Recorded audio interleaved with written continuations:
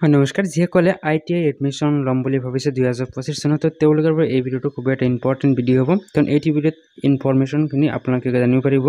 যে এডমিশ্যন কেতিয়া হ'ব কেনেকৈ অনলাইন কৰা হ'ব কি ট্ৰেড আছে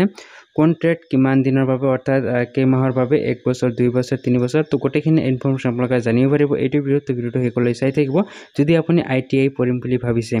তো ইয়াতে চাওক দিয়া আছে যে ITI ৰ গোটেইখিনি তথ্য দিয়া আছে প্ৰথম দিয়া আছে যে নেম অফ দা কোৰ্স দিয়া আছে ITI courses under the government and private যিবিলাক কলেজ আছে হেতু নেক্সট দিছে একাডেমিক সেশন 2025-26 টিকি আছে recognise authority board NCVT and SCVT অৰ্থাৎ ন্যাশনাল আৰু ষ্টেট এই দুয়োটা দিয়া আছে যে অনলাইন মোডটো আপোনালোকে এপ্লিকেশন মোডটো অনলাইনত কৰিব লাগিব অৰ্থাৎ যেটো আপুনি এপ্লাই এটো অনলাইন কৰিব লাগিব অফলাইন নহয় একেদৰে দিছে লাষ্ট ডেট সাবমিশন আপোনাৰ লাষ্ট ডেটটো কেতিয়া আছে 10 জুন অৰ্থাৎ 10 জুন আপোনালোকে লাষ্ট ডেট তো আৰম্ভ হৈছে কেতিয়া হেতু আপোনালোকে জানিব পাৰিব ইয়াতে ট্ৰেড বিলাক দিয়া আছে ট্ৰেড বিলাক আপোনালোকে এতে দেখিব পাৰিব তো প্ৰথম দিছে স্টেনোগ্ৰাফাৰ সেক্ৰেটাৰিয়েল এসিস্ট্যান্ট এটো আপোনালোকে দিয়া আছে তো দুই নম্বৰত আপোনালোকে চাই এটো চাওক এটো কিমান দিনৰ বাবে কেৱল 1 বছৰৰ অৰ্থাৎ 1 ইয়াৰ্স চাওক এতে যে 10% নাইবে ইয়াতকৈ যদি বেছি পাস আছে তেনে এই কোৱালিফিকেশন তেনহলে আপোনালোকে এডমিশন ল'ব পাৰিব একেদৰে computer operator and programming assistant এটো 1 ইয়াৰ 10 পাস হলে হৈ যাব 3 নম্বৰ আছে যে BLTT এটো আপোনালোকে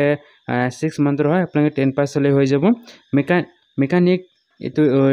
ডিজেল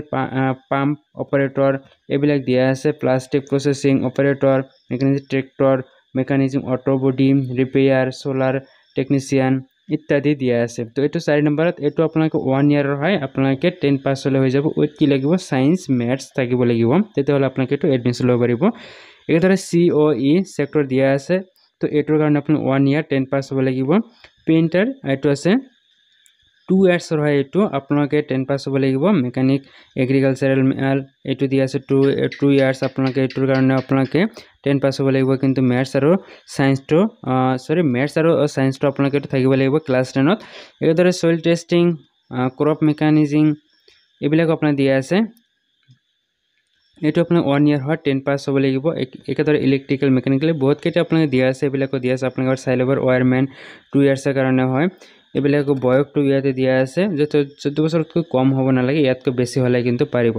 তেখেতৰ কথা কোৱা হৈছে যে এডমিশন কিছু ইম্পৰ্টেন্ট ডেট দিয়া আছে যে হেতু দিয়া আছে যে আপোনালোকে কেতিয়া আৰম্ভ 22 মেৰ পৰা আপোনালোকে কিন্তু এটো অলৰেডি আৰম্ভ হৈ গৈছে আৰু এটো লাষ্ট ডেটটো হয় আপোনালোকে 10 জুন লৈকে হয় আবেলি 5 বজালৈকে খোলা থাকিব ইয়াৰ আগত আপোনালোকে যদি এডমিশন ল'ম বুলি ভাবিছে পঢ়িম বুলি ভাবিছে আইটি তেনহলে আপোনালোকে এটো আপোনালোকে এপ্লাইটো কৰিব লাগিব চাওক ৰেজিষ্ট্ৰেচন ফৰ্ম দিয়া আছে এডমিশনৰ নোটিছটো দিয়া আছে এলিজিবিলিটি ক্ৰাইটেৰিয়া আপোনালোকে ইয়াতে যদি চাই যে গভট লিষ্ট আপোনালোকে এটো চাব পাৰিব আপোনালোকে এলিজিবিলিটি ক্ৰাইটেৰিয়া যদি চাই এটো আপোনালোকে চাব পাৰিব কি ট্ৰেড আছে সকলোখিনি আপোনালোকে এটো চাব পাৰিব তো আপোনালোকে ট্ৰেড প্লে আপোনালোকে দেখিবলৈ পাব যে বহুত কেইটা ট্ৰেড আছে তো ট্ৰেড কেইটা আমি সিৰিয়াল নম্বৰত যদি আমি চাও কিমানটা ট্ৰেড আছে আপোনালোকে চাব পাৰিব এছাও বহুত কেইটা ট্ৰেড আছে এতে প্ৰায় 70 ট্ৰেড আছে তো 70 আৰু বেছি আছে ইয়াতে চাওক 72 70 82 সব বহুত ট্ৰেড আছে কিন্তু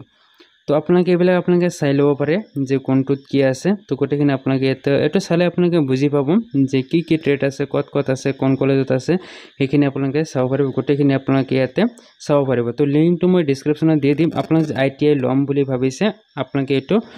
এডমিশনটো কৰিব পাৰে আপোনালোকে অনলাইনটো কৰিব পাৰে ইয়াতে চাওক লিষ্ট দিয়া আছে গভট এণ্ড প্ৰাইভেট দুয়োটাৰে ইয়াতে লিষ্ট দিয়া আছে চাওক গভট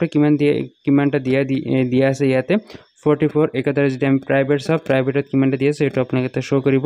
চাওক প্ৰাইভেটে দিয়া আছে 46 দিয়া আছে কিন্তু কত আছে হেতু ইয়াতে দিয়া আছে অৰ্থাৎ যেটো ইনষ্টিটিউট নেম সেই নেমটো ইয়াতে দিয়া আছে তো আপোনালোকে যদি এডমিশন ল'ম বুলি ভাবিছে বা আপোনালোক পঢ়িম বুলি ভাবিছে আপোনালোকে এটো এপ্লাই কৰিব পাৰে আৰু আপোনালোকে এডমিশন ল'ব পাৰে তো সকলোখিনি তথ্য আপোনালোকে জনাৰ বাবে মই লিংকটো ডেসক্ৰিপচনত দি দিছো তাৰ পৰা আপোনালোকে ডাইৰেক্টলি এই লিংকত আহি আপোনালোকে গোটেইখিনি তথ্য চাব পাৰিব